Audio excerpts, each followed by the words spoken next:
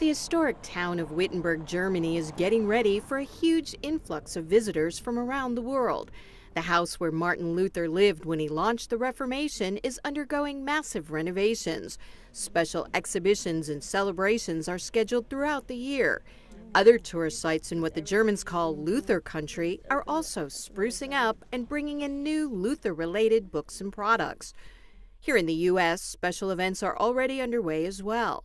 Experts say this anniversary is indeed a big deal. The Protestant Reformation is in many ways the most significant event in Western Christian history. It was like a point where the church's story took a radical turn, and everything we are now is sort of the product of that moment in history, and it's also a mirror by which we sort of reflect where we are now. The prolific and often cantankerous theologian Martin Luther is at the center of the celebrations. Luther was born in what is now Germany in 1483. His father sent him to the University of Erfurt to study law. The young Luther had many questions about God. At the age of 21, he defied his father's plans and entered the Augustinian monastery where he became a monk. He was in his 20s, and this was the moment when he got first time in his life a complete Bible in a sense, and he could read, and now he had access to a book where he hoped to get answers for his life. Luther was ordained a priest at St. Mary's Cathedral in Erfurt and earned a doctorate in theology. He continued wrestling over questions about faith. Reverend Amy Butler is senior minister at the Riverside Church, a prominent mainline Protestant church in New York City. He was grappling with these essential human questions that all of us ask. Why do I feel guilty? Is God about rules or is God about love? What is grace? How does it manifest itself in my life? Through his Bible studies, Luther came to believe that people were justified or made right before God, not through good works or the sacraments, but solely through their faith and God's grace.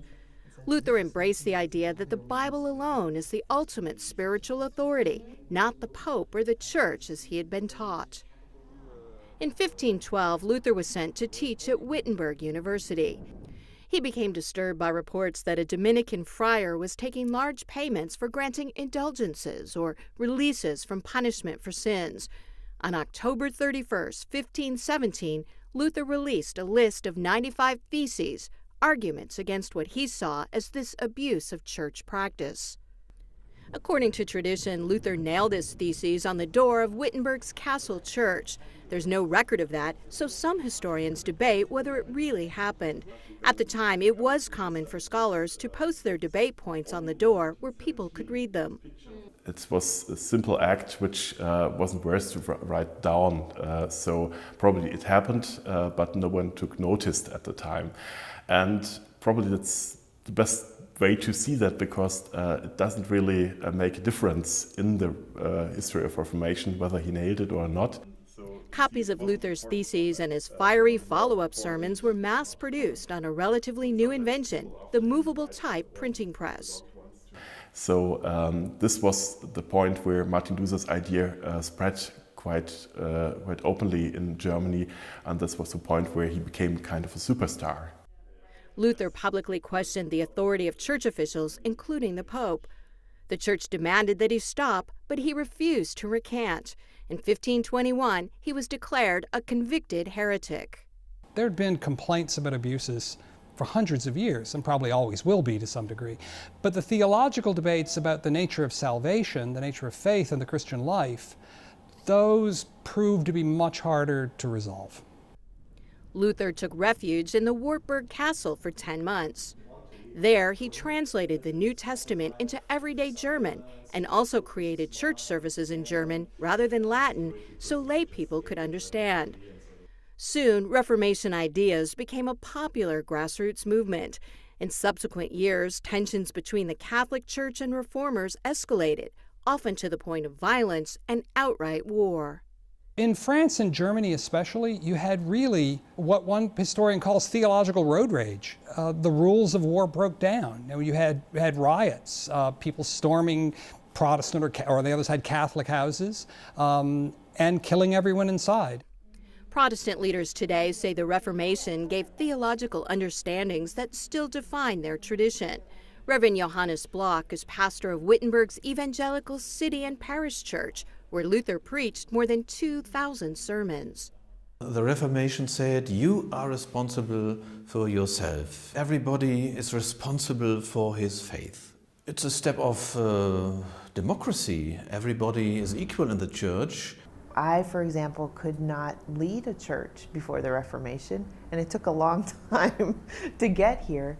But it was a shift like that that opened the church to different ways of understanding the expression of our faith, and that's very valuable for us as Christians. Luther may not have set out to create a schism, but the Reformation led to thousands of divisions. There are now nearly 45,000 Protestant denominations around the world, including mainline Protestants, Anglicans, Evangelicals, Pentecostals, and more.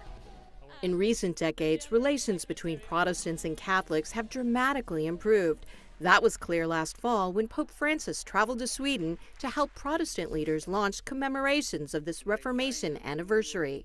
Certainly, for 100 years ago, even 50 years ago, it would have been unthinkable. Now, there was careful word choice here. The word was commemorate, not celebrate. The Catholic Church has carefully avoided talking about celebrating the Reformation. There has always been, in any kind of talk of a joint Catholic-Protestant commemoration, notions of repentance. Both sides have things to repent. Protestants and Catholics alike say they were moved by the Sweden meeting. For me, it's touched me a lot because it's the healing of memories. That's also a main point why this anniversary is so important. We're healing memories. Another painful memory is Luther's anti-Semitism. He was disappointed that Jews didn't convert to Christianity wholesale because of his teachings. He condemned them in extremely harsh language. Adolf Hitler used some of Luther's writings to justify exterminating Jews. Church leaders acknowledge and denounce what some call Luther's dark side. We hope to celebrate the anniversary without hiding the problematic side or the dark side of Martin Luther. We see these problems and we talk about it. And we are very open, but it's only one side of Martin Luther. Many Christian leaders see this anniversary as an opportunity to continue asking questions about their faith. What was important for Martin Luther and what is important for us in our relationship to God today, and what is how important is for us the question of grace. In the best of all possible worlds, and what I think Luther would want, would be talking about what is the Christian good news, what's the gospel. That's what Luther cared about. Push came to shove, Luther didn't care very much about reforming structures. What he cared about, he was a professor, he cared about getting the Christian message straight. What are the things that really, really are fundamental to our faith? And so I think that's going to be our work in the years ahead as Christianity works to become conversant with the culture around us. People are going to be increasingly asking, what makes you different? What do you believe? Why do you believe it? What does it mean to be a Christian? And indeed, in Germany and around the world, many church leaders say this 500th anniversary of the Protestant Reformation is as much about the future as it is about the past. I'm Lawton in Wittenberg.